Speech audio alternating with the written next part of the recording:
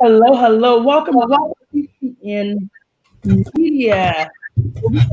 The narrative. Going over to YouTube if you're not watching from YouTube and subscribe right now.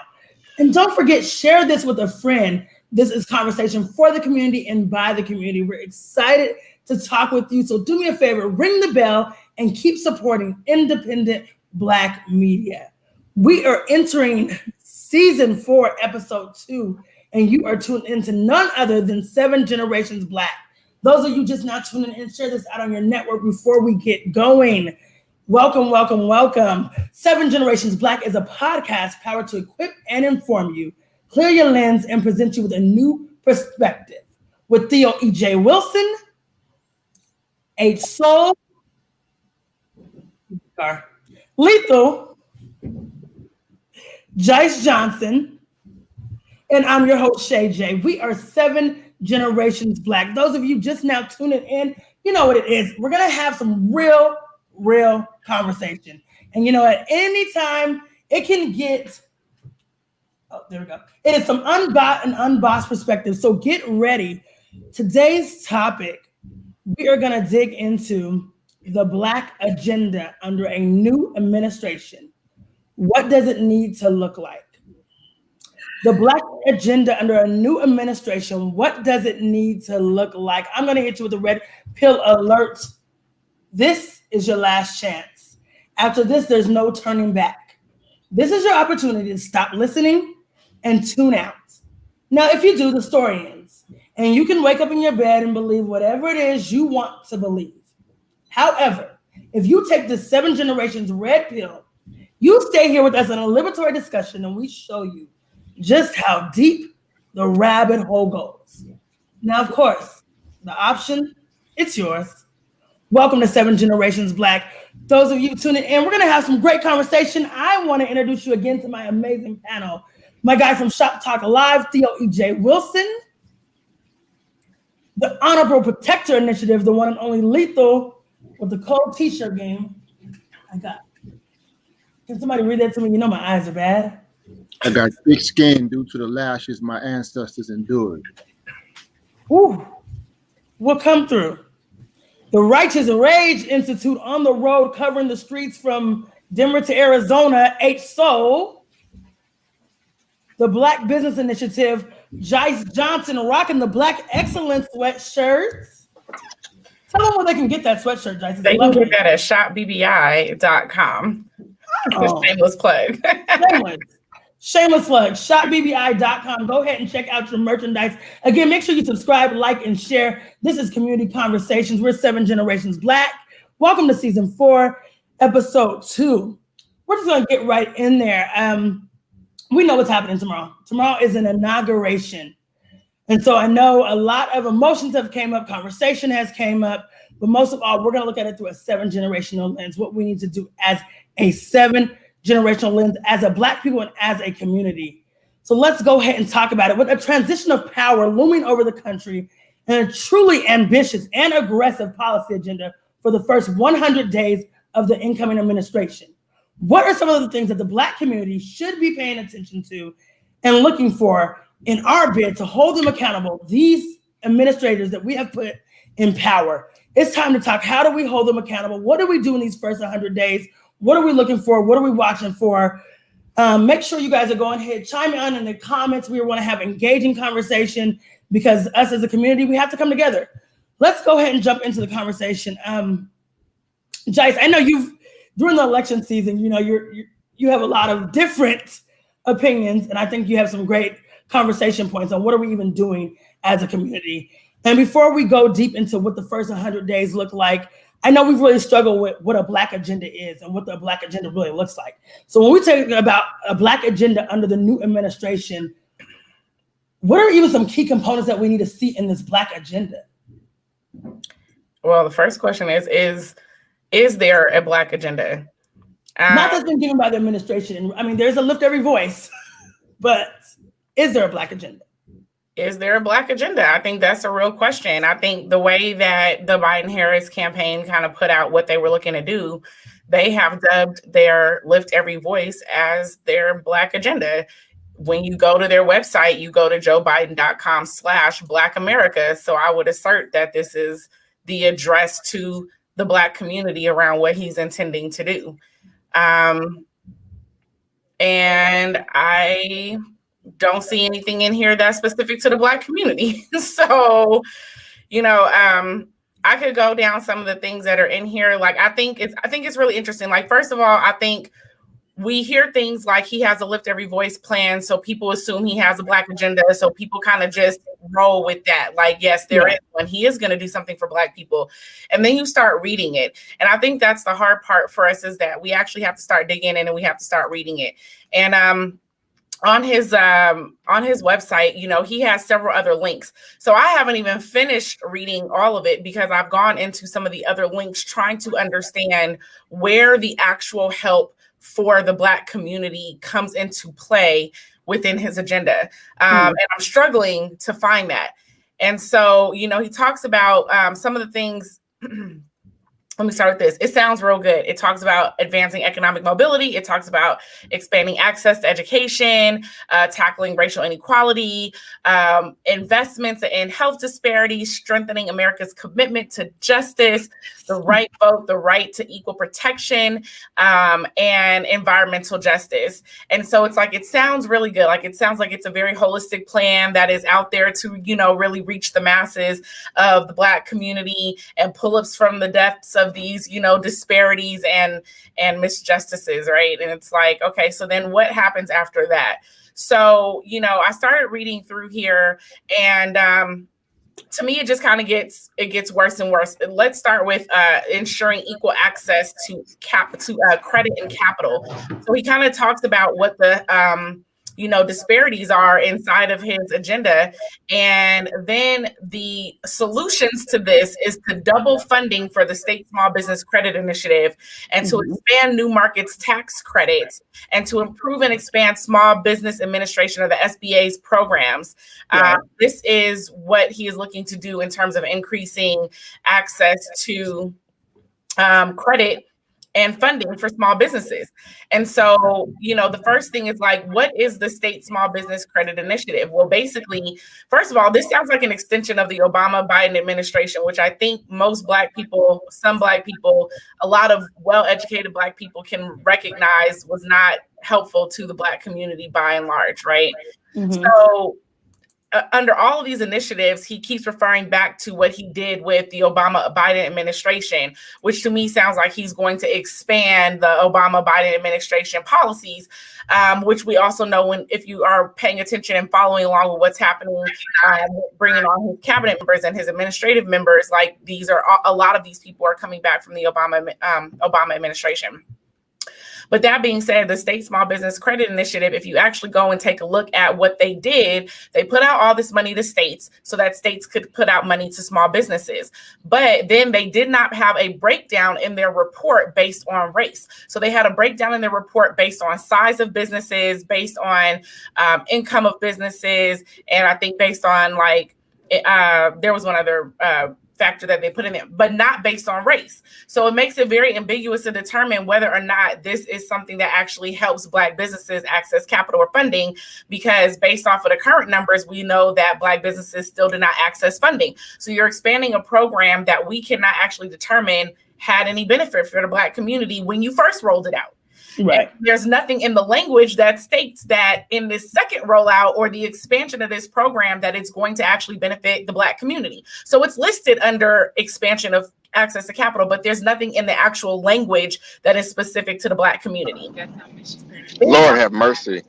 Jice, you done spent 5 minutes to tell these Negroes that they ain't getting shit for the next 4 years. That's basically what you did. That's the longest explanation of y'all ain't about to get shit that I've ever heard. To hear that, right? Like, I think we need to hear the specificity of we ain't about to get shit.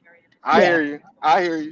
We need to hear the specificity of it. I wasn't saying it was wrong. People are excited that from the national platform, when whether Trump conceded or not, Biden and Harris said thank you to the Black community for helping us pull this win, right? Yeah. And then points to this policy, this policy as what we're getting in exchange for the vote. And we think we got something in exchange for the vote. Let me item by item, can we break it down and find anything that's specific to the Black community? Mm-hmm. And that's item number one. I'm like, take it away. Yeah, let me tell you what's a good agenda for Black America, right? Okay. An agenda that's good for Black America is one that seeks to increase Black home ownership, and it calls it out as Black home ownership. I like that. Right? An agenda for Black America is one that seeks to increases Black businesses, specifically targeting and stating that it's going to target Black women. That's something that's a Black agenda, right? Yeah. Increasing Black wealth. That's a Black agenda. You see what I'm saying? Targeting issues like criminal justice, housing, employment, education for Black youth that results in a decrease in incarceration rates by up to 30-something%. That's Black agenda. Putting money into HBCUs with medical institutions and universities and schools, because we know from the data that when Black people go and see doctors who look like us, we receive better health care. That is a Black agenda. Well, you know what I'm saying? Yes, but inside of what Biden and Harris is saying, right? So take housing, for example. This is what I mean by it being specific. So under housing, it talks about that. Expand African American home ownership and access to affordable, safe housing. And it lays out pieces of the gaps and disparities that Black people experience in home ownership. Then it says, here's the solution. Help families buy their first home and build wealth by creating new refundable advanceable tax credits up to $15,000. Basically, it builds off of the tax credit as part of the Recovery Act for purchasing your home. It doesn't say anything about how that actually directly affects Black people. Tackle racial bias that leads homes to communities of color being assessed by appraisers below their fair value. So he wants to standardize appraisals. I think that's fair. That might be the only thing that I saw in this that actually might have done something for the Black community is to standardize appraisals. Then it says roll back Trump administration policies for getting fair lending and fair housing protections. Black folks wasn't never protected under fair lending and fair housing protections. We already had a housing gap. So rolling back those protections does nothing. And again, not specific to the Black community. Protect homeowners and renters from abusive landlords and lenders. Once again, maybe depending on what this Bill of Rights looks like, since it's not specific, that could be beneficial depending on where you stand in your rental to homeowner, process, right? But past that, it talks about rolling back gentrification, but his economic policy increases gentrification. So allowing rich people to make investments into poor neighborhoods for tax credits increases gentrification. And then you want to give states the rights to fight and combat gentrification. That's conflicting and it doesn't make any sense. And none of it is specific to the Black community. And that's what we would call outsourcing of inherent governmental responsibilities. Let me ask you a question as people are starting to unfold it, because I'm sure people now, if you haven't, go to Lift Every Voice and you can see it's joebiden.com/Black America. As we're looking at this, and I know this is I just spoke with a current panel on, and as I was in the current panel, they brought up one that really stuck out to them, which was providing African-American entrepreneurs and other small businesses technical assistance. And so there was a real big gap in the technical space of what we know and we don't know. Jice, I know you and I have talked about that a lot. They said that they're going to the Biden-Harris campaign is saying they're going to help apply for funding as well as legal accounting support. Pretty much what it looks like is back-end services, helping them operate the capitals of CDFIs, community focused lenders, and all these things. When you hear that, Jice, you go ahead and make my point, Shay. Let me read what it specifically says. It says, as president, Biden will build on these efforts to support the expansion of opportunities for minority-owned small businesses. So I just want to be clear. This is on his Black agenda. There we go. This is on his Black agenda. And it starts off by talking about to increase opportunities for African-American owned businesses to obtain or participate in federal contracts. And then it goes on to talk about where those things are important. And as you start going down the list of these things to include technical services, every piece of this language then changes to minority-owned businesses. It starts off in the title that is for African-American businesses. It then changes in the actual text to minority-owned businesses. And you know who counts as minority-owned businesses? White women. White women. Everybody but Black people. So, Jice, Jice, can you explain to us why you believe the language does that? Make it plain. Why did they do it? Hold on. It's for political. Let's talk about this ambiguous language and what this it's really for political expediency. That's it. It's for political expediency. Political expediency is about political gain. That's what it's all about. It's a game and it's about gain. That's it. That's as plain as we can make it. It's to say simply that, hey, even though the title is talking about what I plan to do for Black people, hey, all you other people, I'm not forgetting about y'all as well. So here's this program that I'm saying that's for them. But however, y'all can capitalize on it and benefit from it the most. And this is something that we know from the data when we do the research. That's plain and simple. And I feel like, to me, it's an extension of benign neglect. It's an extension of not actually doing anything specific for the Black community in that aspect, but not saying that you're not going to. Theo, as we're looking at this, I know one of the big things is we talked about how necessary it was to get Trump out of office. Just pretty much the toxic traits that we feel like we're spilling onto Americans with them feeling like it was safe to simply be outlandish racist and do some of the bigotry things they were doing.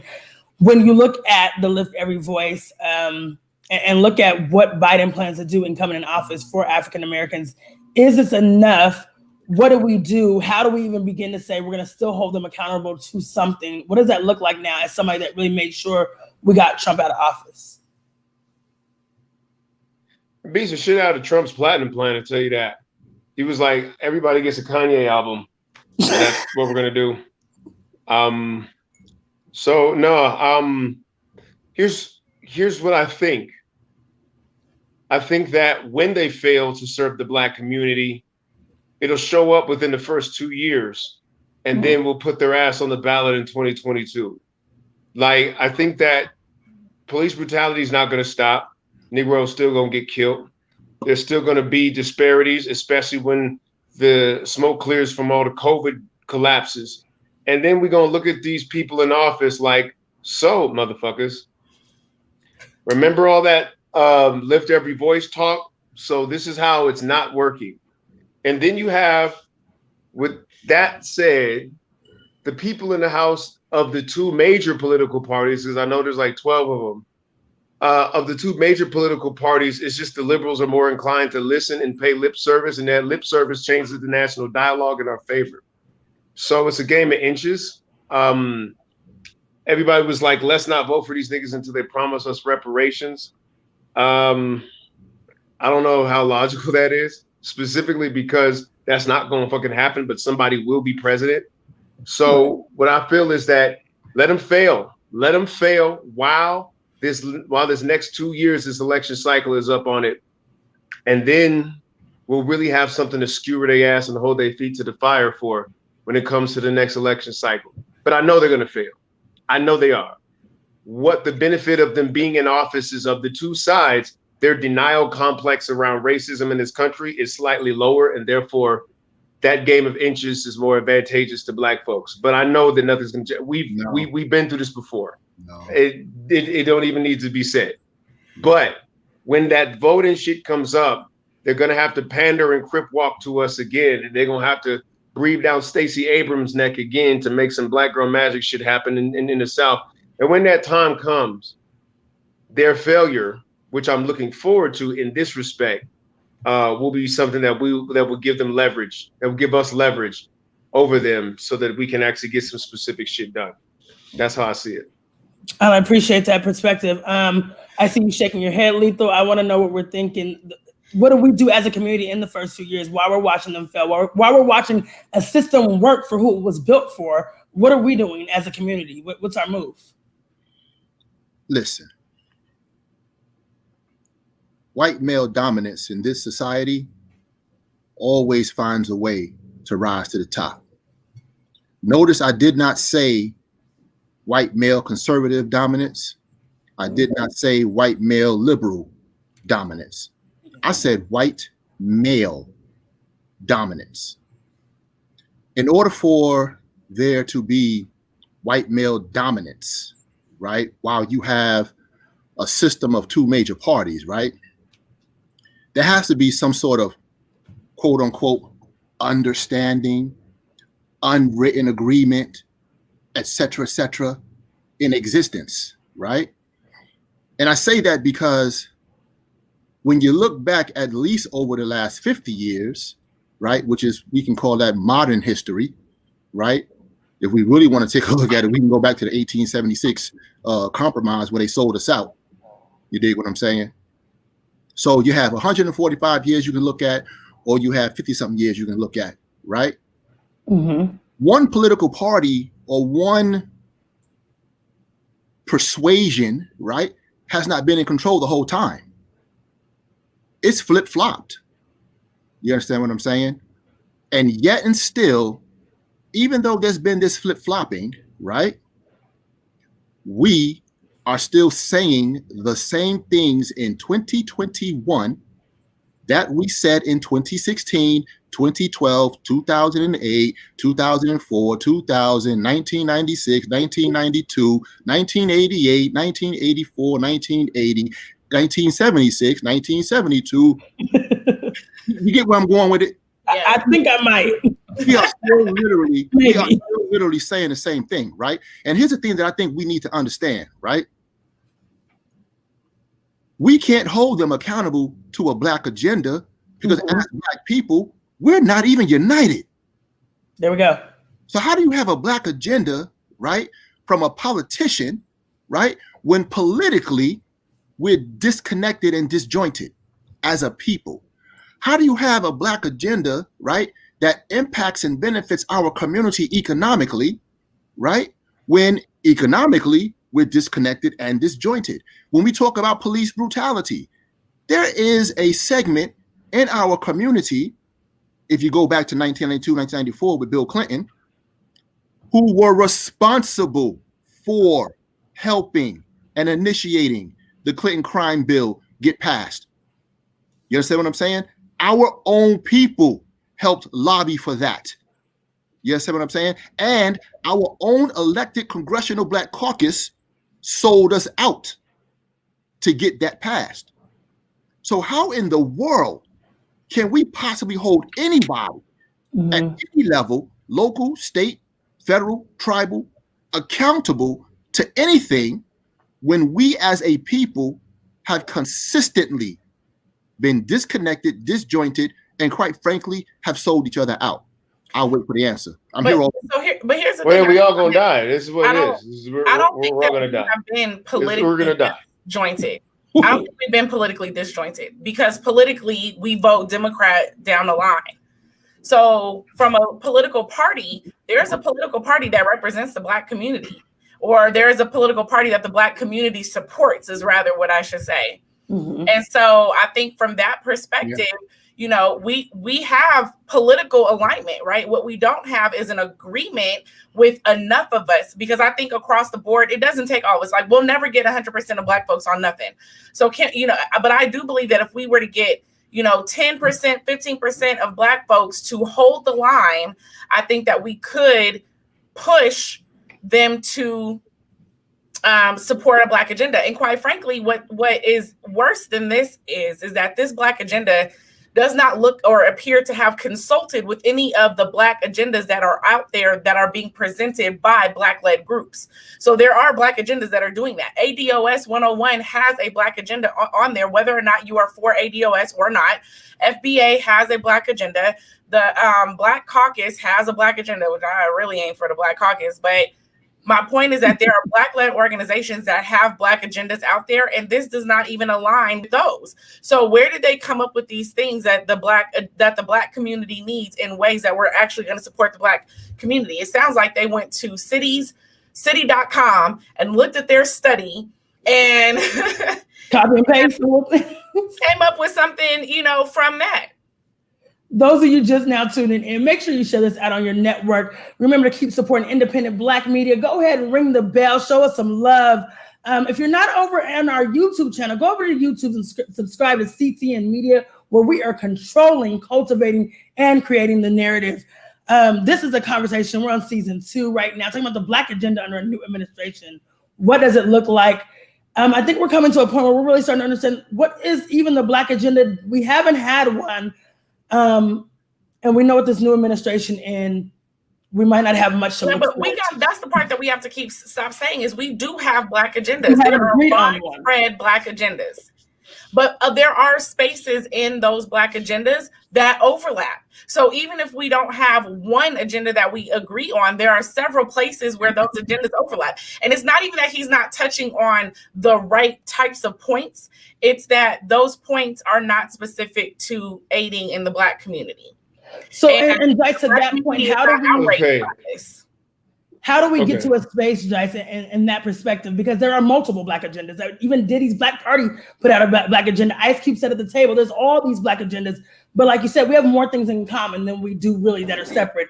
But we have not as a whole. We haven't Black leader, and we haven't got on one page about what parts of the agenda we all agree on. Where do we find that? Before you go, so can I say something? Let me say something. Oh, God. Well, all right, y'all go.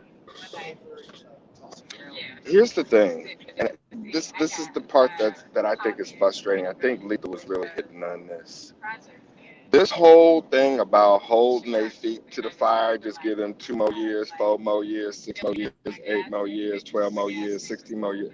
Like, it's like political Groundhog's Day for Black people when we even talk about holding this system accountable. What you gonna do?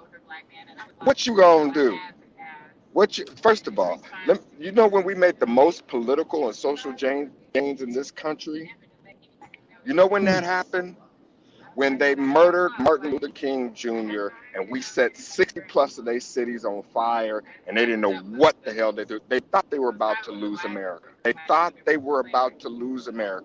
Go back and look at the social and political gains that Black people made after that happened. I'm not saying that needs to happen, but what I'm saying is something like that needs to happen. And when I say like that, I don't mean the violence part.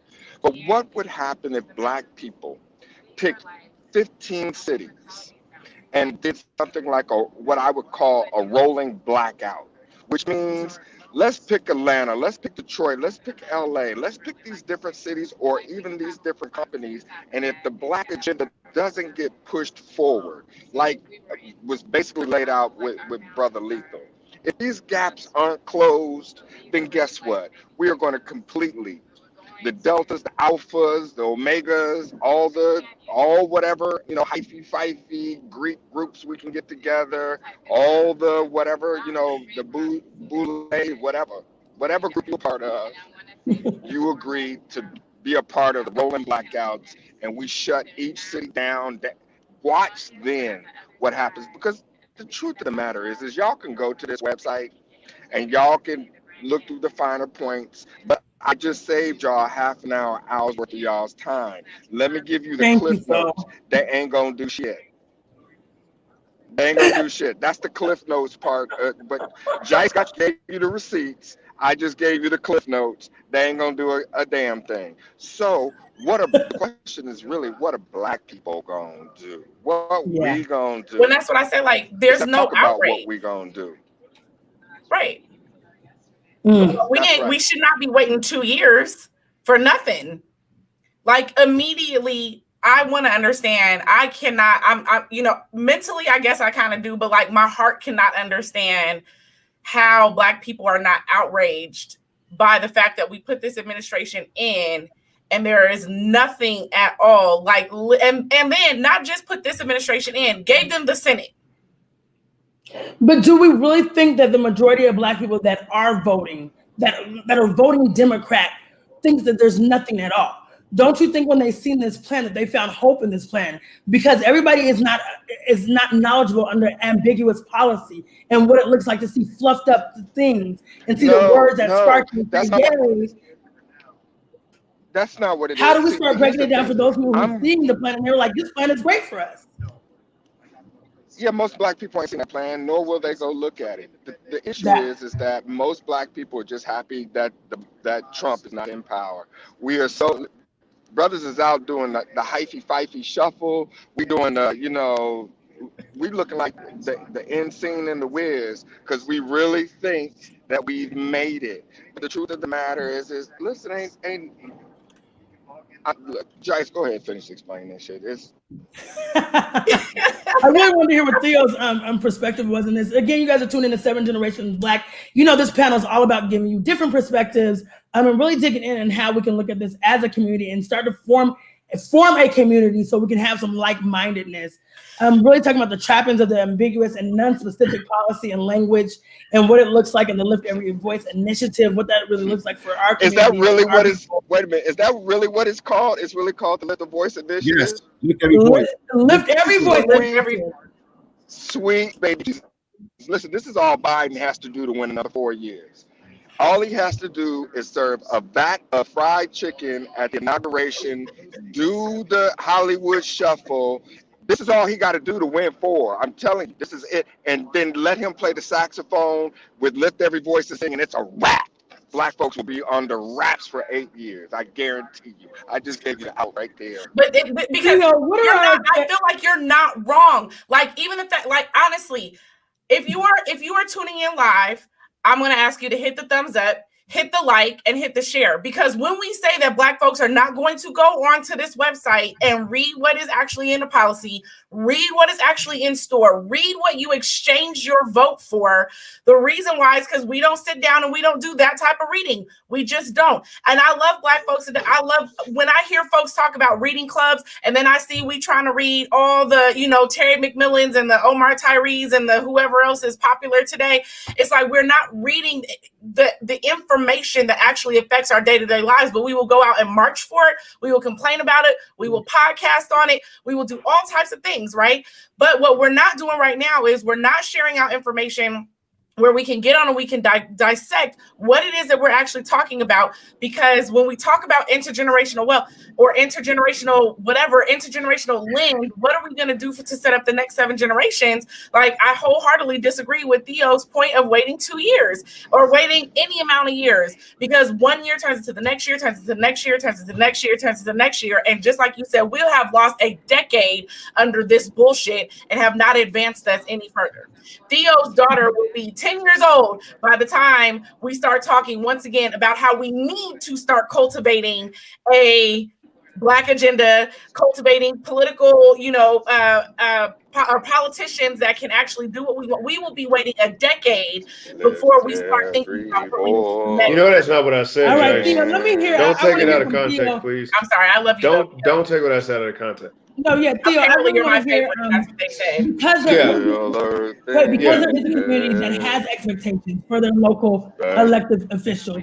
What should those expectations look like for the public servants that we have? What should those expectations be? Because we know it's still a system and they still have to play within a system. So what should we have as expectations? Anybody says sit on your ass and don't do nothing for the next 2 years. That's just when the next vote's coming up. That's just when the next Senate vote's coming up. That's all it is. You know what I'm saying? Of course, we always have to be active. I mean, you're talking to the most active people in our communities ever, period, point blank. You know what I'm saying? So we always grinding. Like, you feel me? Like, I've been doing Shop Talk, you know what I'm saying? If you count 04, like, this is my 4th president under this. You know what I'm saying?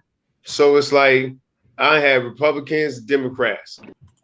And all I'm doing is making sure that I cover my square in this grand chess game. You know what I'm saying? Most importantly, what we got to do is I just mentioned 2 years because that's when the next national vote for Senate comes up. That's when you can hit them in the ballot box. But by all means, kick ass and take names like before then. In that time period, like, I'm just going to let you know, like, we working on the Farmers Collective right here. Like, we got something popping to feed Black folks. We growing that shit up out the ground right now. I'm telling you, next growing season is in 3 months. It's in 3 months. If you want to mess with this next growing situation, we got the land already.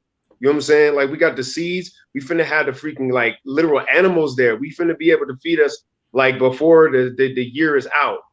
Okay? So this is the things that we gonna do regardless. It don't matter who's in office. You know what I'm saying? We're going to teach these kids with Honorable Protector Initiative, regardless of who's in office. By the time 10 years come around, these little dudes going to be like Tay Anderson and running for office. You feel me? Like we're going to cultivate the next crop regardless. So it's like, I think that what's important is that, like, we don't understand that this wasn't no regular either and choice like it was between Obama and Mitt Romney. This wasn't Obama and Mitt Romney. Don't for a second kid yourself that this was like, oh, this is the lesser of two evils. There was one horrifically toxic, immediate, clear, and present danger motherfucker, and we are in the economic depression right now. Don't let the media fool you. This is not a recession. This is a motherfucking depression. And we have a non-functioning executive branch of government, period. There's literally not an executive branch until tomorrow. You understand what the fuck that means? So when we look at this, I'm just like, yo, like, the more I look at it, the more validated I am in the choice I made to vote blue, even though, and then the next thing is, let's ask the question, why the fuck can't we get these niggas to say black specifically? The thing that we're working on is the false binary of black and white specificity in the white crazy mind of America, okay? And we get caught up in their insanity, and we have to deal with their fragility and their violence if you say something shit that's specifically black, and specifically the people in office be having to deal with that, because we don't give a fuck. Black people confront race all day long. It's in our culture. The reason why they don't do it is because the culture is still working through the sickness of white entitlement. So when you say some black specific shit, they get to project it. Well, what if I said some white specific shit? And then they have to deal with it in their white world, even though we know that that's what needs to happen. We were specifically enslaved, specifically Jim Crow, specifically oppressed. And now in order to reverse it, some specific shit needs to be done to us. I'm saying, given the options, what's more likely? The party who can't even like literally acknowledge that like race is a problem, they are on the verge of rewriting history books to say that slavery didn't exist, or the party who's at least can pay lip service, and then that lip service change the national dialogue. But in the meantime, kick ass and take names. You know what I'm saying? I was just saying every 2 years because that's just when the next national vote coming up. But we got local votes before then. You know what I'm saying? So It is what it is. No, that's real. And I misunderstood what you did. I thought you said wait 2 years, and I was like, no, sir. So what would happen? No. Context. Let me put some things. Let me put some things in context so that we can understand. Right? Hold on, soul, because you're breaking up anyway, right? Then you are breaking up something, right? Yes, out of something, right? But hold on, let me put something in context, right? January 6th, okay, 13 days ago, okay, almost 2 weeks, right? These people rioted and stormed and intended to kill Congress members because they were told, listen, let me hear me out, because they were told that an election was stolen from them, and that in the stealing of that election from them, right, they were going to lose placement and access to power and resources, okay? Because something they were told, a rumor, a lie. Right. You know what I'm saying? Meanwhile, in our community, right? We are averaging at a minimum, since the data started being collected by the Counted Project, you can look it up, right? Somewhere in the neighborhood of about 5 to 7 deaths of our people a week. So for every one we hear about in a week, there's at least 5 to 6 others that we don't hear about. And knowing that that is the fact, and knowing that that is the truth, we won't get up off our asses and come together under the banner of a power move, which is what politics is about. Power, the exercising of power. We won't come together. And that's what I meant, Jice, when I said we're politically disconnected, right?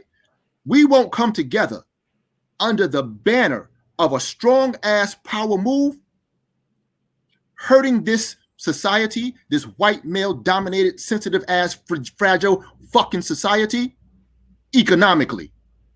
We won't even fucking do that. But however, we have no problem standing our asses in line for the latest fucking iPhone. We have no problem going out there and making sure that little Leroy and little Mook Mook has the latest fucking PS5 for Christmas.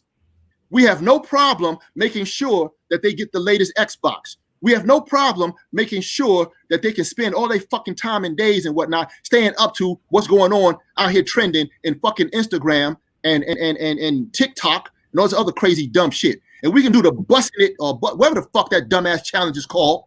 You understand what I'm saying? The busting it challenge, right? We can get together stupid ass shit. But when our people are being killed, our people are being murdered out here in these fucking streets, we can't even band together and say, you know what? There are companies out there that we know are supporting organizations that have agendas that are aimed at oppressing us. And we won't even band together economically to do some goddamn effective ass work against those organizations. We are politically disconnected. We're comfortable. Yes, we're comfortable. We are seen as weak. We are provided no incentive for our lives to be respected. None. I'm not saying we need to be violent and go out there and act like them knuckleheads. There's a whole shit ton of other things that we can do before you even get to armed conflict. I mean, burning shit work though. Let me ask you this, guys. So I know we're getting to a space where we have to start really getting to our mindset moment. And I think that so many things have been brought up in context of the conversation and really even talking about there are plenty of Black agendas and even saying, holding them accountable, what does that even mean? Because like H said, what are we even gonna do to knowing that we might have years of unfulfilled promises that weren't even really promised to us, they were promised to some minority that may have included us or may not have. As we look at it, we know that as 7 generations Black, we're always gearing to make sure our community is putting themselves in the best position so they're not just doing basic living, but thriving. As we look at that, how can we give them a mindset moment and a shift to really start building a community that is doing the things that these systems keep promising us, like closing the economic gap, like ensuring that our children have proper education, like being able to make sure our businesses are surviving and thriving? What are the things in your mindset moment? I would like you to give a mindset moment to the people that are tuning in, because we want to make sure that we're gearing our community in a way to go, because this administration may not and probably will not be the answer. I'm going to go ahead and start out with H. Soul. Because of my connection, I yield my we're going to time skip him. We'll just come. Yes, or not. That was a good one. So I know he said that we got to do right. So I'm going to go ahead and go to Theo. I'm going to start off with you, Theo. If you can hit us with that mindset moment and really help shift our community. I say take advantage of the fact that there's people who's willing to at least talk that shit. Under a Republican administration, I don't think there's any need to kid ourselves about this. You're not going to even get the leverage to talk that shit. You're not going to even have nobody to listen to what you're saying. Even if it's lip service, it changes the national dialogue and it sets the tinderbox right. So when another match like George Floyd does get lit, there's people who have made promises that we can hold their asses accountable to. And then we could say, hey, you know how you said you had a lift every voice plan? Well, on the small business loan shit, that shit wasn't specific enough. You need to get specific about it. I'm not just a minority business. I'm a Black business. You see what I'm saying? Now we got somebody who realizes, damn, if I don't listen to these Negroes, I'll lose Georgia and I'll lose Michigan and I'll lose Pennsylvania and I'll lose Wisconsin. You see what I'm saying? And so this is what we have. Just use the footholding that you got. Progress over perfection is the long game. And niggas be like, well, I ain't gonna get perfection, so I ain't even gonna try for progress. That's fuck shit. We don't play that. You know what I'm saying? We've been in this motherfucker for too long. So progress over perfection. And in this point in time, we understand that what we need, let's be real, the real Black agenda is reparation. Always has been, always will be, until we get to motherfuckers. So The real Black agenda is reparations. Let's just not play around with it. Now, who's willing to actually say that R word? Who's willing to get close to it? It's an incremental fight. This is the long game. And if my ancestors left me the baton, I'm going to use this democratic-ish administration and the promises-ish that they held in that little halfway shit that they talking about is a lot more further than what the other people was talking about, because there wouldn't be no government if that motherfucker stayed in office. I'm gonna leave it there, and y'all can argue with me if you want, but that's what it is. They're not arguing with you. That's a great mindset moment. I appreciate that, Theo. All right, I'm gonna go to my guy Lethal, and of course, Jice, because you started, I'm gonna have you wrap up the conversation for us. Lethal, as we're preparing our 7 generations Black, we're preparing them in the midst of whoever's in office. How are we gonna make sure we're setting ourselves up for success during this time?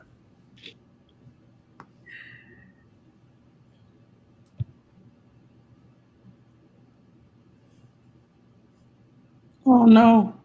No, I heard you. That was me thinking. Okay. That was me thinking about what else and how else can we say what we're saying. Yeah. At some point in time, right, the people have to make a decision that being comfortable is not in their best interest. At some point in time, the people have to decide that it's time to sacrifice and suffer. And there's a difference between sacrificing and suffering on your own terms and having that sacrifice and suffering, right, dictated to you. There's a difference between the two. You see what I'm saying? In the spirit of Dr. King, the elder, the ancestor now, right? This brother said, and I want to get him, I want to quote him accurately, right? So this ancestor said, the time is always right to do what is right. Say that again. The time is always right to do what is right. You understand what I'm saying? What we haven't been told, right, about Dr. King is that as time went on, his view and opinion started to change. You understand what I'm saying? Started to change.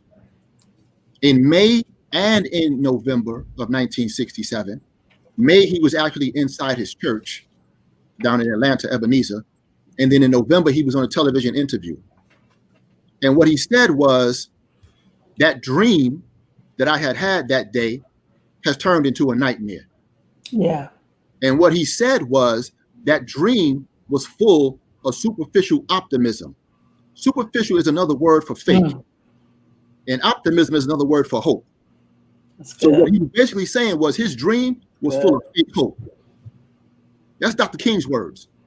Yeah. And what he also said after that was, it's time for some solid realism. Temper his dream with some solid realism, right? So we can sit back and we can keep waiting and we can keep waiting and we can keep praying and we can keep marching, but our people are still going to keep dying unjustly, extrajudicially. Our communities are still going to be underserved and under-resourced. Our children are still going to be miseducated and undereducated. And we are going to continue to be denied resources. And when the person, the administration that we put in power, tells us in a leaked tape that they thought obviously was never going to get out, that we need to stop with this whole defund the police movement, and we need to align ourselves with the Hispanic and the brown community because they're going to outnumber us. That is a clear message. That's a clear message to us that no matter what, and no matter who's in office, we are not going to get what it is we need and what we demand. So we need to do things ourselves. Do things ourselves. Stop being afraid to be uncomfortable. Stop being afraid to suffer. Stop being afraid to sacrifice on our own terms. And that's my message to our people. Stop being afraid.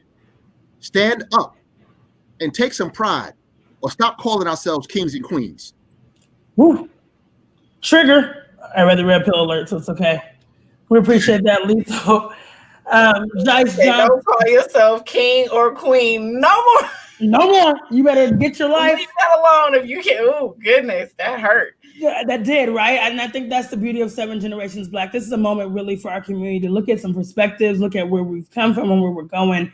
Jice, as you wrap this conversation up, we went into starting out with this new administration.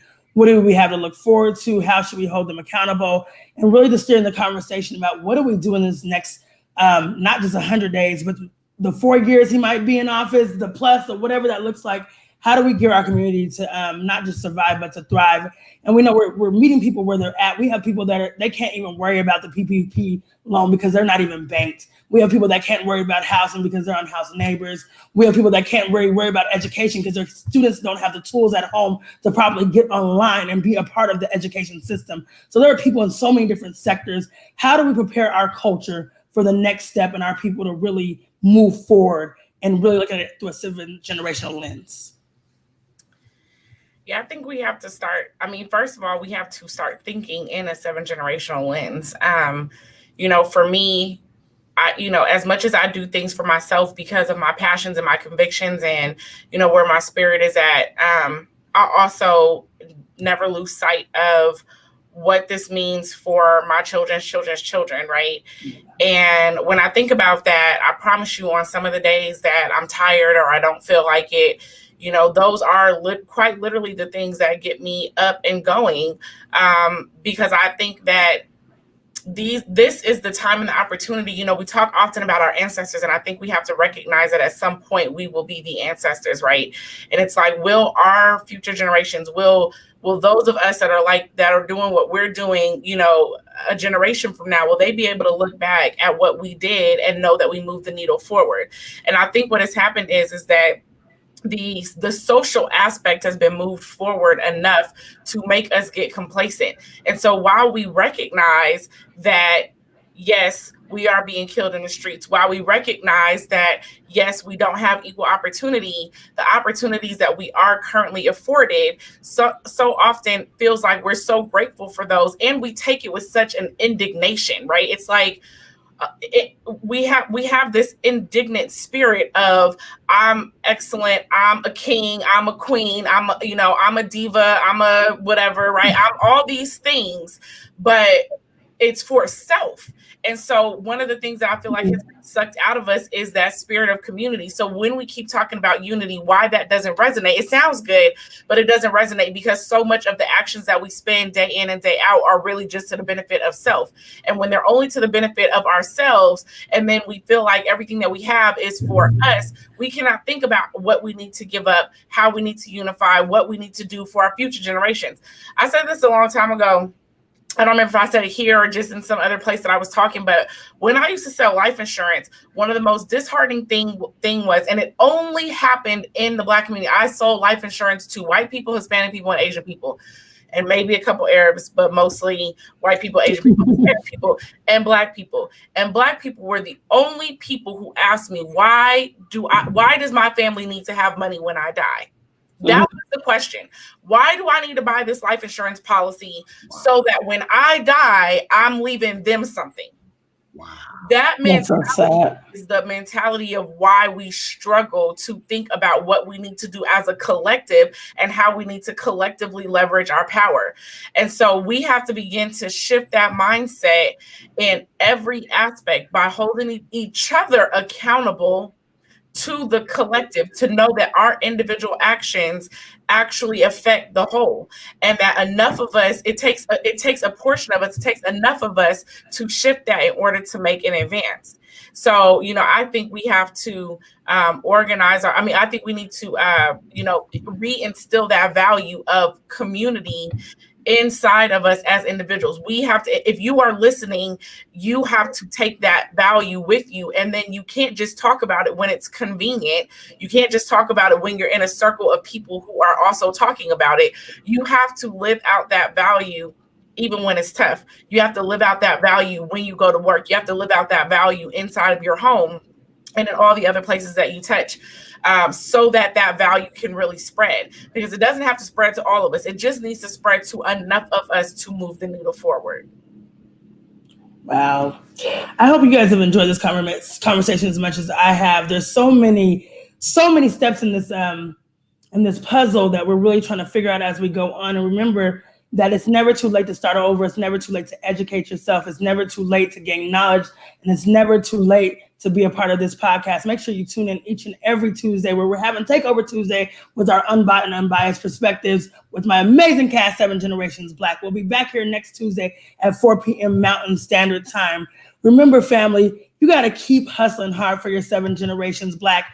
And I'll leave you with this. Dr. Martin Luther King, in honor of him, our lives begin and end the day we become silent about the things that matter. We'll see you next week on 7 Generations Black. Peace and love.